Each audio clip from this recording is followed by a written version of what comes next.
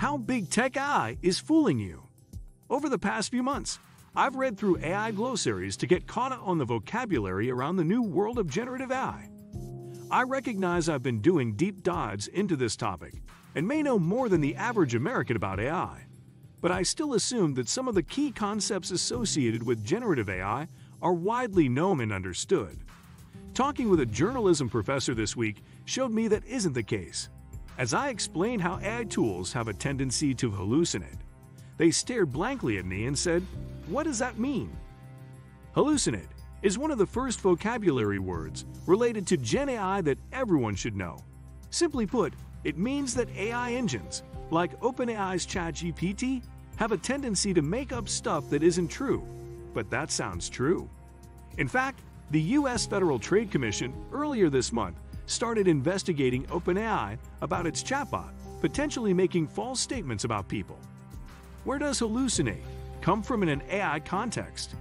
Google DeepMind researchers came up with a quaint term in 2018, saying they found that neural machine translation systems, or NMTs, are susceptible to producing highly pathological translations that are completely untethered from the source material.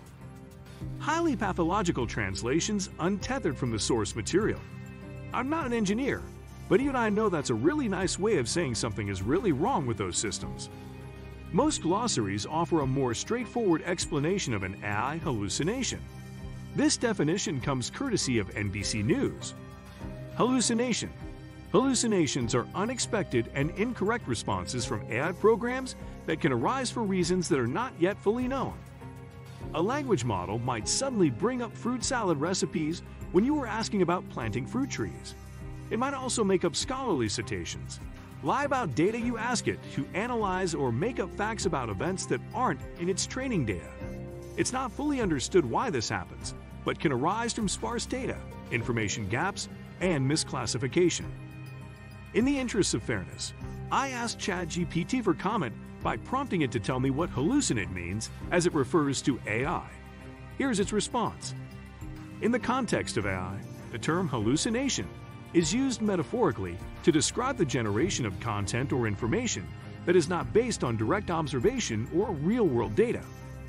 When an AI system hallucinates, it means that it produces outputs that may resemble or mimic certain patterns or features found in the training data, but are not actually grounded in reality. The term hallucination is not specific to AI and has been borrowed from its usage in the field of psychology.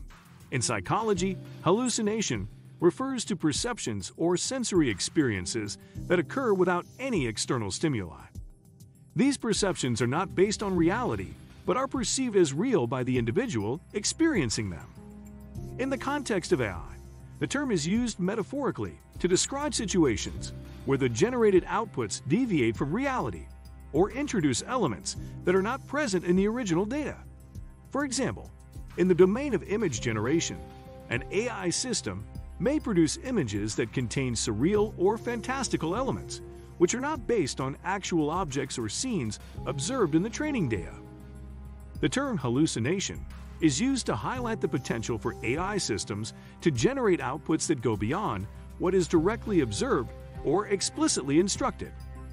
It reflects the ability of AI algorithms to extrapolate, combine, or create new patterns, sometimes resulting in unexpected or imaginative results. Kind of a long-winded and convoluted way for a conversational AI to say it makes stuff up, in my opinion.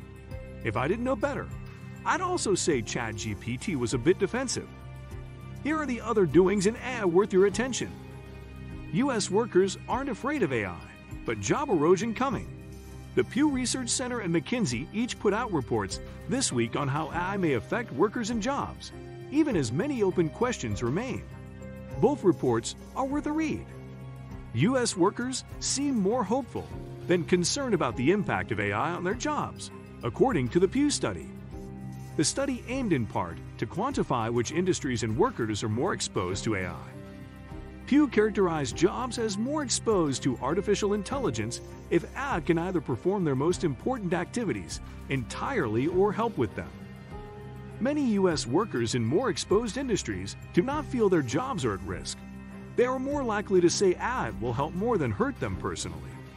For instance, 32% of workers in information and technology say AI will help more than hurt them personally, compared with 11% who say it will hurt more than it helps, the study found. As to whether AI will lead to job losses, Pew said the answer to that remains unclear, because AI could be used either to replace or complement what workers do. And that decision, as we all know, will be made by humans, the managers running these businesses who get to decide if, how, and when AI tools are used. Consider customer service agents, Pew noted. Evidence shows that AI could either replace them with more powerful chatbots, or it could enhance their productivity. AI may also create new types of jobs for more skilled workers, much as the internet age generated new classes of jobs, such as web developers.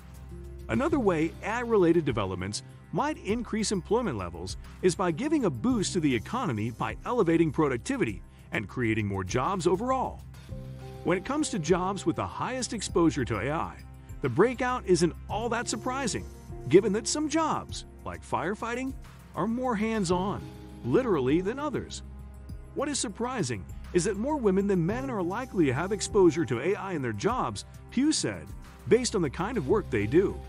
Meanwhile, McKinsey offered up its report, Generative AI and the Future of Work in America. The consultancy gave a blunt assessment of the impact of AI in work, saying that by 2030, activities that account for up to 30% of hours currently worked across the U.S. economy could be automated, a trend accelerated by generative AI. But there's a possible silver lining. An additional 12 million occupational transitions may be needed by 2030. As people leave shrinking occupations, the economy could reweight toward higher-wage jobs. Workers in lower-wage jobs are up to 14 times more likely to need to change occupations than those in highest-wage positions, and most will need additional skills to do so successfully.